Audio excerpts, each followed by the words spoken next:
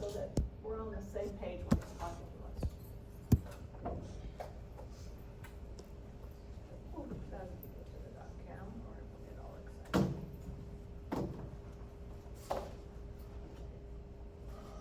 Where's my handout? Here's my marked up one, which I'm saving for Hannah. I hope y'all are taking good notes for her.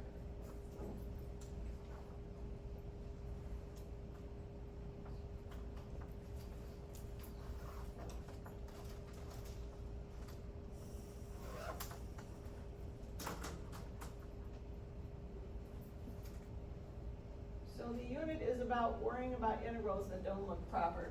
Oh, no, come back.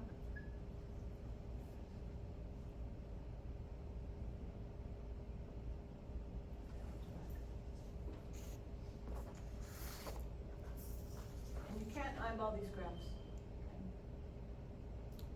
The fact that this graph is finite and this graph is infinite sort of looks, but that's just because of my choice of scale. It's not obvious. There's only one way to tell. And because all of these require limits,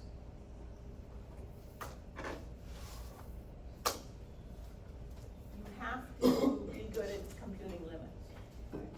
So I had a few questions in office hours, but no questions from the homework yesterday. And have you just not gotten there yet? Or then it's okay, because most people find a hard time with limits. The issues for people are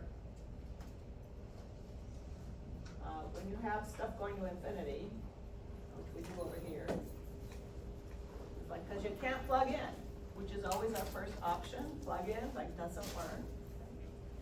And when you get something that looks like 5/0 when you do plug in. Those are the hard limits from Calc 1.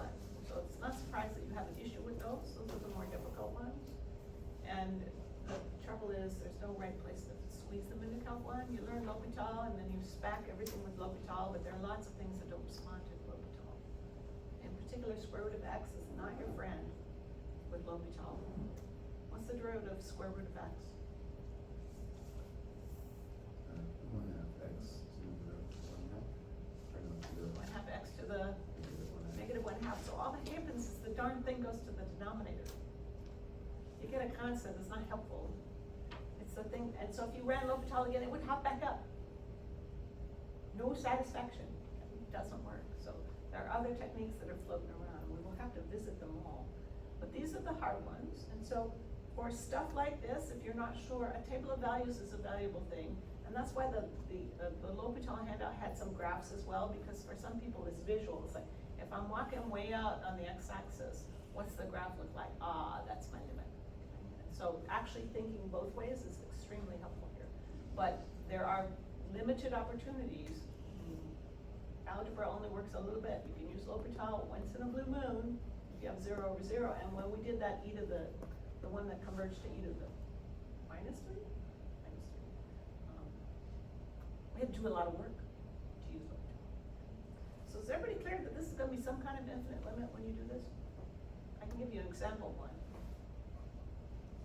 X goes to 3, 5. Let's keep the 5 over x minus 3. If I just plug in, it's like, wow, I get 5/0.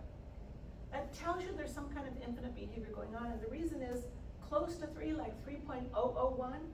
3.001 minus 3 is 0.001. Dividing by 1,000 is like multiplying by 1,000. And so that's why things are blowing up. And if you're not sure, plugging in will actually develop your number sense for that. But this limit is not infinity. Because as you go from the right, the 3.001 is a good example. You get large numbers, but as you go from the left side, so what would be a good number to try? 2.999. Okay, he's losing his patience like me. If I have to spend time pressing buttons on calculator, I do it really, really quickly. 2.9999 minus 3 is minus 0.00001, so you're going to get a negative number. Large, but negative. So what's this limit? Does not exist, because the graph's doing some of this. So you have to actually look really carefully. You do know, as soon as you see this, some kind of infinite behavior, but what kind requires more investigation. So limits is the place where there's a lot of work. Why do people care about limits? It's actually the building block of calculus. Derivative is defined as a limit. Definite integral is defined as a limit. Series, converging, diverging, defined as a limit. Improper integrals, dealt with as a limit. It's the building block. Okay? It's the unpleasant part, but it's the stuff that makes stuff actually work. Okay? And that's not how calculus was developed. They just saw the beautiful patterns in the numbers and the way functions transform forwards and backwards. So Newton and Leibniz got away with a lot, and it wasn't till another century and a half that they figured out that there's some gaps in here that we need to fill up. Unfortunately, so I felt this way when I was working on my doctorate. If only I'd been born before Poincaré. There's this guy and his duality that was my nightmare. So if only you'd been born between Newton and Leibniz and Dudnay, it would have been great. You just work, it's right. And this is true of all science now. You realize all the great, easy results, the low-hanging fruit has all been plucked, right? The stuff they're doing now is very technical and difficult. It requires a lot of advanced training. All right, so we know how to do. We put a Band-Aid on things. We looked at this one, we looked at this one. We did look at the last one, yes? And so if the problem is in the middle, you have to do two integrals, but you're always crossing your fingers saying, please, please diverge right away so that I only have to do one integral and I can cop out. Okay. On the quiz last term, everybody did both. It's like, why are you working so hard? Don't. The minute one piece doesn't work, you're done. Okay, so normally if we have infinity minus infinity, we do some work to compute the limit, right? But we're already trying to piece together two integrals, and so they both have to stand firm on their own. You can't put together two pieces of badness and resolve it, is what they're saying. So somebody made a choice as to how wide we're gonna open the door to allow these improper integrals in. And they have to be resolved into two propers. Not good and not good somehow put together. There he is. Great, okay. Josh, are you ready? So you wanna use the dot com, no? So let me just help you get it set up. I have a PowerPoint. Oh, excellent, we can Should plug be it in. emailed to you. If you wanna do that, yeah.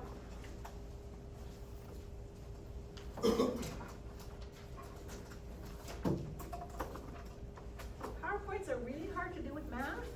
If I'd known you were planning, I would say, don't, just use paper, because typesetting math makes you wanna poke your eyes out, yes?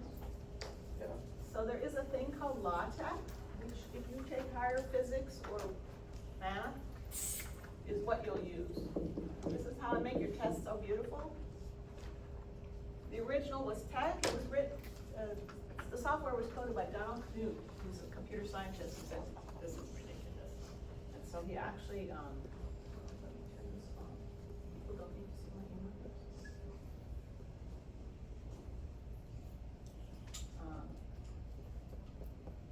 And LaTeX was just, people ran with it once we had it.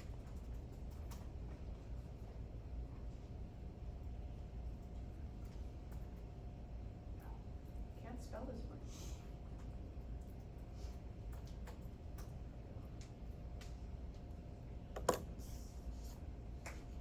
There it is.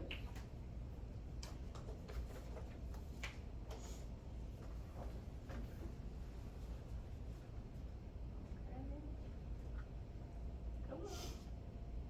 Good one. Aya wants to tell me how to do this. You want it from beginning, yes?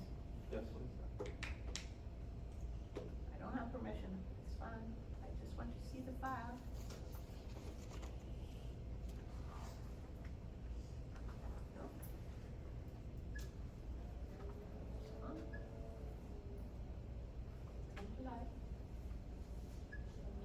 There we go. Thank you. Josh has the floor. Let me just say something about how much you want to attend. So there's an essay question on test 2. It says, tell me what you learned from the challenge presentations. So you can pick the one that really resonates with you, and I'm gonna ask you to send me the file, and then we'll set up and you'll see everybody's presentation. So Ben's got a lovely thing in his tablet, and you just save me a PDF and send it to me, and I will put it in there, I'll put Josh's in, I have one. Some of you also have one that I'm hoping we're gonna get to see. And so that it's not a lot of points, and it's not a lot of time you spend writing about it, so you don't need to give me all the hairy reads of what he found out. But if you can summarize and say, well, this is really cool because he had improper integrals, and then this weird thing happened, and you can tell me what the weird thing was, that would be enough. Thanks, Josh. Yeah, thank you. Hey, morning, everybody. So this is on computing the volume and surface area of Gabriel's horn. So it should look pretty familiar to us all. We had computing volume and surface area on our last test. So we have just one constant solid of revolution that we're going to use throughout the whole process. The only difference is, as opposed to on our last test, where we were computing the volume and surface area of definite solids of revolution, this one is going to have one of its limits at infinity. So it's going to be the only wrinkle in what we're doing. So, okay. So this is just the problem stated. The solid that we're looking at is y equals 1 over x rotated around the x-axis for the domain 1 to infinity. And so the first thing I think is, when we're generating a solid of revolution, it can make sense to say, what does our graph look like? What does the volume look like? How are we going to be rotating this? So if we look at this, this is what we're looking at. This is what we're going to be creating. And I have the comment here. It's a famous mathematical solid called Gabriel's horn because it looks sort of like an infinite horn. So from So one, who's Gabriel? the archangel Gabriel. So if it goes forever, only an archangel. Alrighty, so we can go ahead and get started by looking at the surface area, the more challenging problem. And so here I have the first step. We know that when we're calculating surface area, we can use our formula 2 pi r times the square root of 1 plus dy dx squared. So we can go ahead and write that out. And then what I have not filled in here is the dy dx squared, so we can figure that out what that is. We know that our function is 1 over x, so we need the dy dx of that. So we have dy dx is negative x to the negative 2. We bring down the negative 1, drop the exponent by 1 degree. And then we can square that. We know when we square that, like when you multiply negative 1 times negative 1, you're going to get a positive. And then you can just distribute the times 2 to the negative 2, so you get x to the negative 4. So we get the dy dx squared, and then we just add 1 so that we can then plug in the formula. So x to the negative 4 plus 1, plug that in. But the problem is to be able to integrate this, we have to make sure that it converges as b approaches infinity. So does this function converge is our question then at this point. Okay, and we can remind ourselves what we mean by converge. By converge, we mean that as our function of interest approaches infinity, the function's output tends toward a definite value. Okay, so then here's just a graphical idea that makes it a little clearer. If it's going toward a definite value, as x approaches infinity, it converges. If it goes toward in the negative infinity, we would say it diverges. So we have that. Okay, so does our function converge rather than diverge? How are we going to figure this out? And so what we can do here is we can apply the comparison test that we talked about yesterday. Okay, so we talked about how the comparison test works. So if 0 is less than or equal to f of x is less than or equal to g of x for the interval a to infinity. If we have an integral of a to infinity of g of x dx that converges, then we know that our integral of interest also converges, and then the inverse is true too. So if we have from a to infinity f of x diverges, then g of x also diverges. But it's easier to think about this graphically too. So there's some badly drawn graphs. And so you can think about it as if we know that we have a g of x that's going down toward a definite value and a 0, and our function of interest is being squeezed between those two, say squeezed between the limit of 1 and 0, we know that our function of interest, the limit's going to be between 1 and 0. And And then if we know that our function is greater, when you look at the divergence case, if we know that our function is greater than g of x for all possible values on our domain of interest, then we know that this g of x, if it approaches infinity and our function of interest is always greater than, it has to go to infinity. So that's kind of a basic way we can think about that. Okay, so how can we apply our comparison test to our surface area integral? So what we could do is we could choose a simpler, more straightforward function and integral, test that, and then compare that back to our surface area integral that we calculated. Okay, so here's our surface area. We can recall that we set that up.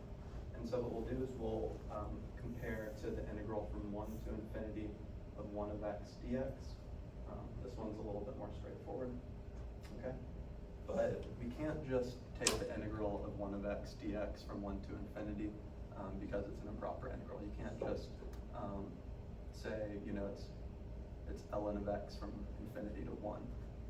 That doesn't work. So what we have to do is we have to take the limit as b approaches infinity, and then what that allows us to do is to replace the infinity limit in the integral with b, which for our purposes is like, it's sort of more like having a definite integral that we can operate with. Okay, so you take the limit as b approaches infinity of the ln of b minus the ln of 1, which is 0. We get the ln of b, and we know that this is just infinity. The ln, we wouldn't write it as we talked about, but we know that the ln of infinity would be infinity. So we know that this just equals infinity. Okay, so what does that tell us? That tells us that as b approaches infinity, we tend toward an infinite number, and thus the integral we've selected for the comparison test, 1 over x dx from 1 to infinity, is divergent.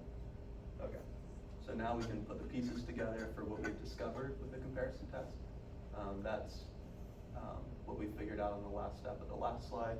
We know that our comparison integral is divergent, and we know that when we compare our comparison integral to our surface area integral, we know that our surface area integral is greater than our comparison integral for all values on the domain. And so if we kind of take a look at it for a second, we can see why that's the case too. So if we see that for 1 over x, and we compare that to 2 pi times 1 plus 1 over x to the 4th, 1 half over x, from 1 to infinity, we see that we have 1 over x on the right. On the left side, what's in parentheses is always going to be at least equal to 1, and we're going to always multiply that by 2 pi. So it's always going to be greater than 1. The denominator is the same, the numerator is always going to be greater for our surface area integral. So we know that our surface area integral is greater for all possible values of x. Okay, so therefore putting those two pieces together, what we know is that our improper integral is both divergent and less than our improper integral of interest. So we know that our improper integral of interest is divergent, which means we can't evaluate it to a definite number. Okay, so what that means is basically the surface area is infinite for Gabriel's horn, which is maybe an expected result. If we have, an infinite function, an infinitely long horn. Can we see it again, the horn? Oh, yeah, definitely. Sorry. Okay, there we go. So it has infinite surface area. Okay. So it goes on forever. So we know that it has the infinite surface area, and that makes sense. If we have an object that extends forever, we can say, yeah, that makes sense that it is infinite. So it's the line. 1, 2. Okay. So now we'll calculate the volume, and this is just a really quick, straightforward process. So I saved it for last. Okay. So how do we want to calculate the volume? I chose to use the disk method, so we hopefully remember that, the integral from a to b of pi r squared. Okay, so, and for our radius, we have 1 to the x, so what we get is the integral from 1 to infinity, which is our domain that we were given, of pi times 1 to the x squared, which is just, we can pull out pi, the integral from 1 to infinity of 1 over x squared dx. Which we can rewrite as x to the negative 2 dx. And then again, we want to take the limit. We can't just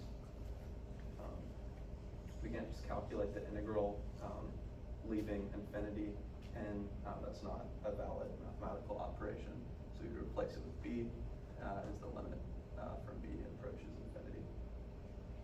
Okay, and then what we get is pi times the limit as b approaches infinity of x to the negative 1 from b to 1.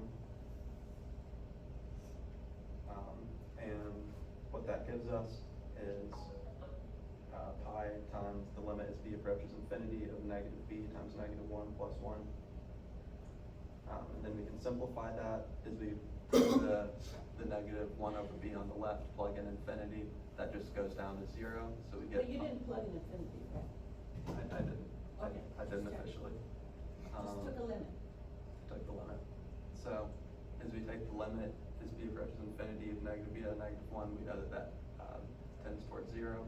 So we take out the limit on the last step, we get pi times 0 plus 1, which just gives us pi units for the volume of Gabriel's horn. Okay, so why is this interesting? So what we found for this object of revolution is that Gabriel's horn has a definite volume but an infinite surface area. With pi cubic units of paint, we could completely fill Gabriel's horn with paint, but we would never be able to finish painting its surface. So kind of a curious paradox in a brain bender there. Okay, that's what I have. Thank you guys. How can you paint an object but not people? I fill it up with paint, it's painted, right?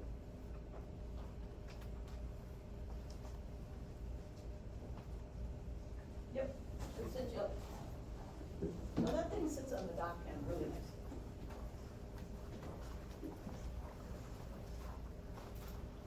Let's hold this. Go back here. A minute to resolve. Give it to my husband. That's really good. So you just have to remember to scroll up periodically. Great. Okay, so I like Ben's project, it was really cool. What's up, guys? My problem was to solve this integral right here 3 different ways, and to prove that it can be solved 3 different ways, even though you might not want to do all 3 ways. So the first method you could use to solve this integral was use of. As you can see, you start off with the integral, you set u to be equal to the denominator. And it works out very nicely where du is the term on top. And of course, any two numbers in the, or any term in the numerator with matching coefficients would work for this, because you can pull out the 2 and then multiply both sides of this equation by anything. But when you plug all of that into this, you get 1 over u du, and of course that's natural log of u plus c, and you can plug back in u to get the first method working. The second method is to use partial fractions. You of course start off with the same integral, and then you take the denominator, and you factor it out to get x plus 4, x minus 2. And then you can separate that into 2 fractions and multiply the entire equation by the 2 factors you found. So you get 2x plus 2 is equal to a, x minus 2 plus b, x plus 4. And then to solve for the coefficients, I just use smart x's, being negative 4 and 2, giving you a equals 1, and b equals 1, which is very nice. And that allows you to see that the equation becomes 1 over x plus 4 plus 1 over x minus 2. And when you put that back into the integral, you just, these are just really simple fractions for integrals. So it's just natural log of x plus 4 plus natural log of x minus 2 plus c. And there's a property of integrals where if you're adding logs. There's a property of logs where if you're adding 2 logs, instead of adding them, you multiply them together. And when you multiply these together, because they're the factors of the original denominator, you get back the denominator.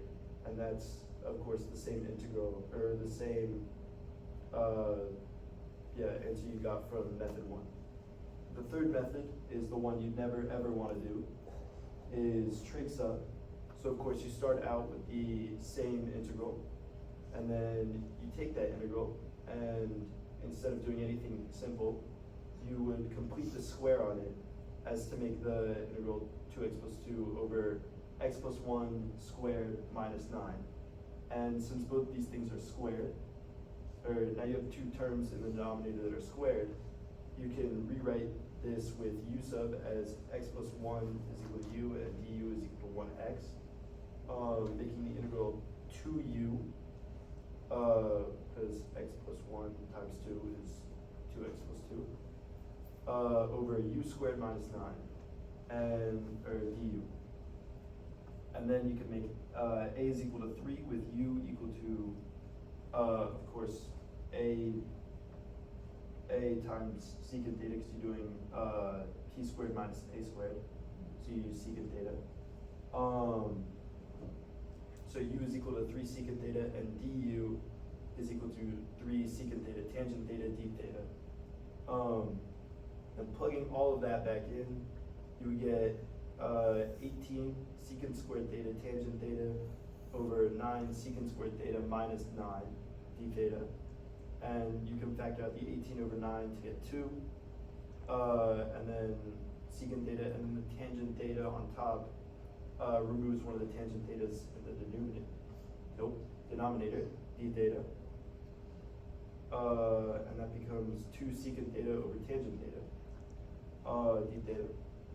And that is, of course, basic u sub, because the derivative of tangent theta is secant squared theta, and that's on top. So that becomes natural log of tangent theta plus c. This is where it gets fun. So you bring the 2 back, because that's on the outside. And of course, you recall up here, u is equal to 3 secant theta, and u is equal to x plus 1. So you take that, and you change secant theta into cosine, and then you bring the cosine to be its own thing. So cosine theta is equal to 3 over u.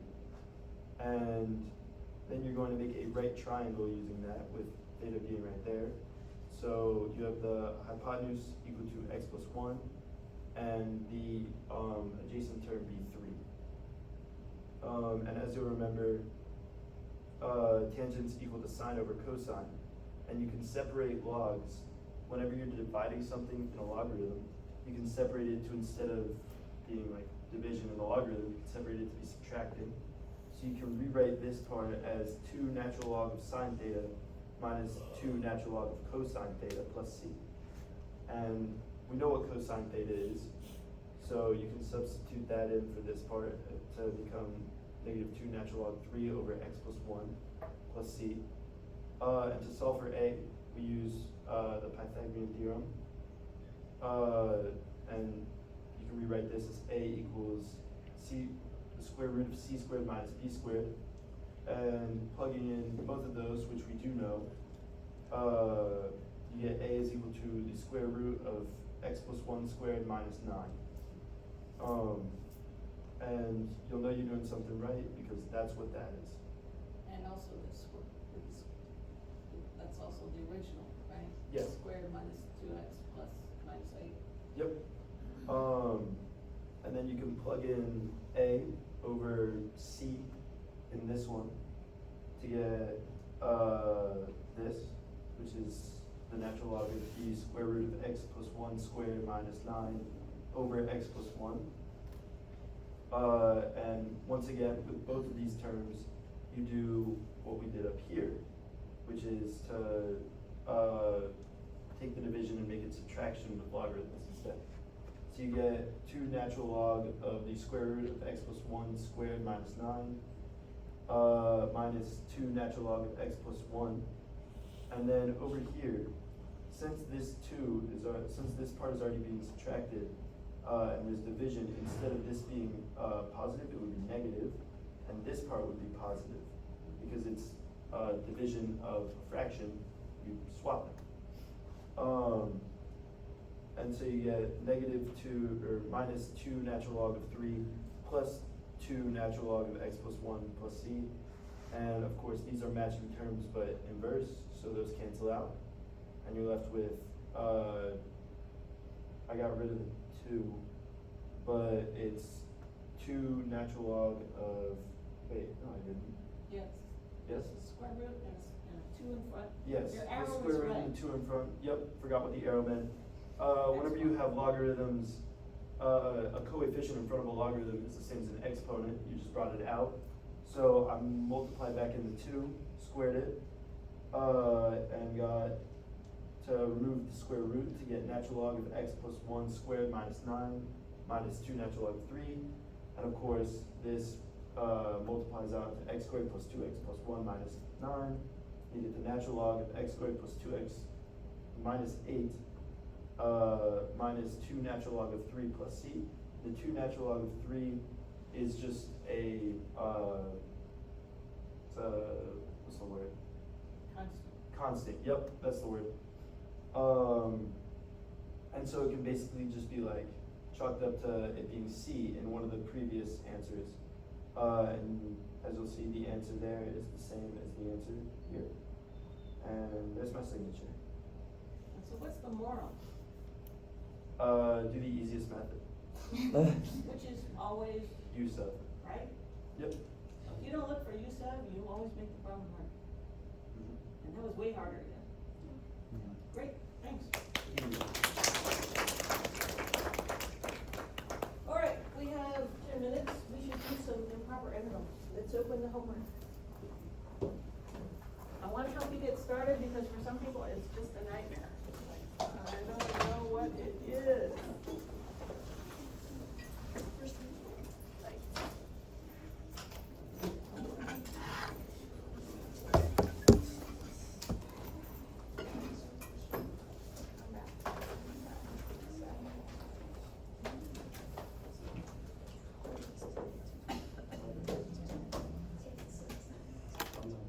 That was cool.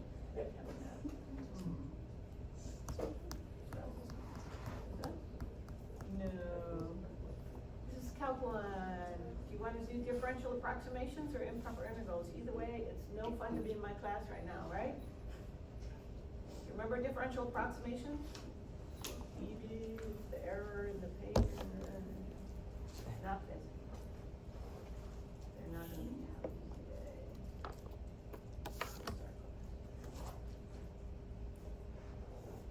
Okay, this is due Monday night. Please don't start it Monday night. You will fail the quiz on Tuesday. Okay, you have to work on this and come in Monday and say, I can do this, but I don't know what's going on for this problem.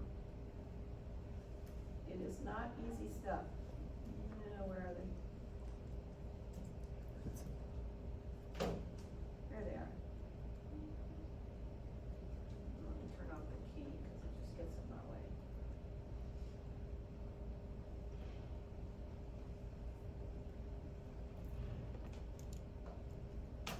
So the first part of the homework is just, can you tell me why improper? And so there will be multiple guesses on the test as well. So can you pick out the improper integrals and why they're improper? So why is that first one improper?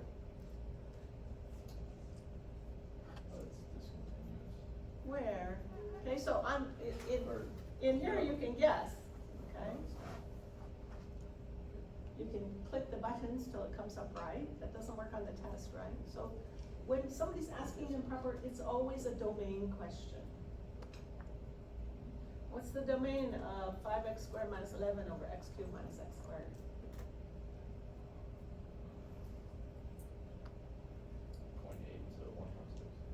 No, that's where the integrand is looking, but I need to know if the function is continuous on that a to b, so I need to know the whole domain of this function. So when you're doing domain, it's really what has to be thrown away, right? What's not allowed in domains? You can't take the square root of negatives. What else is not allowed? Divided by 0. So this polynomial 5x squared minus 11 is great. It's the denominator that's an issue. Where is that thing 0? It's x cubed minus x squared.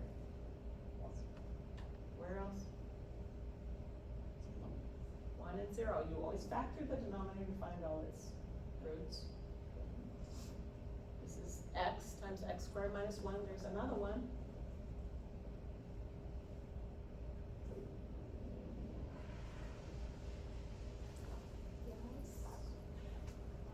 So you missed my calc 1.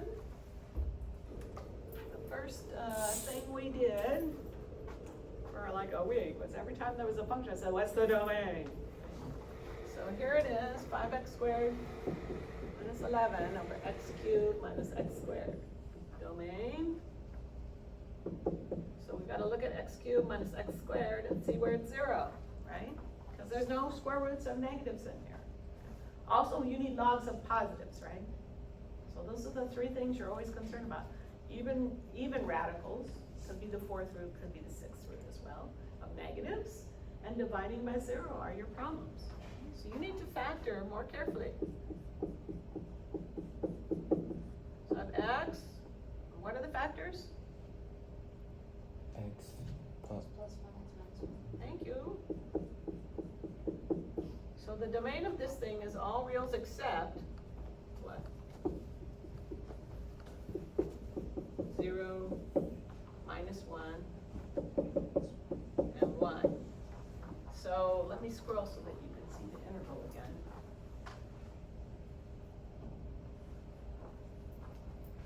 Is this integral proper or improper? It's improper because, so if you say it, I don't know what you're talking about. There's gonna be a problem for the rest of the term. You just said this integral is improper because it. You mean the integral or do you mean some function? Which function? Yeah, you have to spell it out. 5x minus 11 over x cubed minus x squared is discontinuous where? X equals 1. At x equals 1, which is smack in the middle of this domain. Now that's not necessary for this multiple guess here, right? But when I ask you why improper on quiz on Tuesday, you will tell me all of that. Okay, this integral is improper because f 5x squared minus 11 over x cubed minus x squared is discontinuous at x equals 1, which is smack in the middle of the domain. So Barrett, you had a question? Liz, what did you factor out x squared and then get x minus 1? Did I factor badly? Well, I just thought that if you pull out x, it would be x squared minus x. So then you're only. Yeah, I factored this guy, sorry. Sorry. So it's x squared, x minus 1, better? Okay, so take this guy out. Better. Still discontinuous for the same reason. This guy, right? Okay, so this is E. I have to look on my computer to see if there's a minus up there. Yes, there is a minus. They don't always talk to the projector well. There's a minus right here. All right, now, if you're breathing, you should get this one right. Why is this integral improper? The choices are the same as above. Why is it improper? Improper integral has infinite limits of integration. Yeah, I mean, do people get this wrong on the test? Like, really?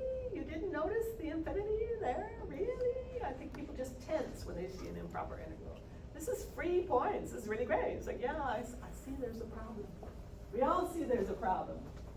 This is a serious problem if somebody says do, right? Because you would have to do 2 integrals. You can put a Band-Aid on 1 discontinuity, but not 2. Same thing with this guy. This is a serious problem because the discontinuity is in the middle, so I would have to put it at one of the endpoints and do 2 integrals. So it's really nice. It just says why improper, not do improper. Okay, put one more integral up there. Arc10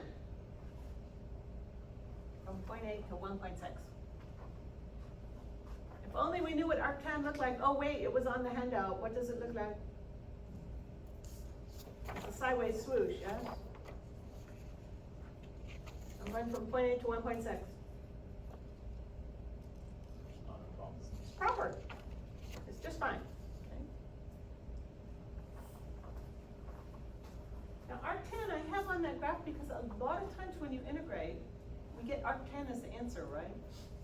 And so if it's an improper interval, it's like, I don't know what's happening. Oh, I'll look at the graph and see what arc10 is doing as you go up to infinity. As you go up to infinity, arc10 approaches pi over 2. All right, there's another one, and I'll leave that one for you.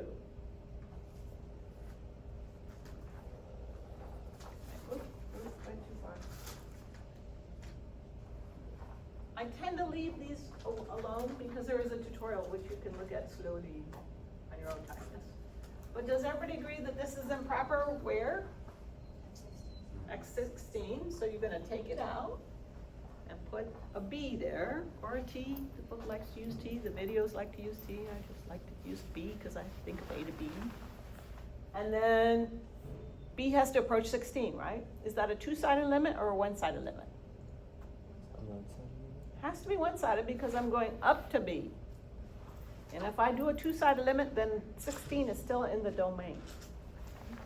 And I can't remember who I was talking with last time. I have to look at a picture of that domain to get the one-sidedness correct. And then I don't have a problem. But I always need a picture of the domain. Domain's going from 0 to 16. And so I want to put B on this side so that 16 is now out of the domain that I'm looking at. If I let it come in from both sides, then 16 would still be eligible. It's still improper, not proper. And then you just integrate. It's regular work file with the limit. Did the quiz is improper intervals. So it's two-sided. The part A is always, tell me why this is improper. And part B is go. So we will hit all the different kinds on Tuesday. Right? Now you need to do some homework this weekend and bring me questions on Monday. I am carrying on. We are going to investigate what is a differential equation, why are there dead bodies, why was Dr. T talking about Jesus touching holy hand towels? It's because of the dating of the Shroud of Turin. The applications get cool. Okay, we will do that next week. But in the meantime, you also need to wallow in your improper intervals. Right. Were these good presentations today? The bar just raised higher for those of you who haven't done yours yet. It would be great to see. Okay? And if you want to do something that is more, what's it about? Can I read on the internet about something? I have one of those for the next unit as well. Just let me know. Like, I don't want to do an integral for you. I want to do anything else. But we all want to see the integral of secant cube. Work on it.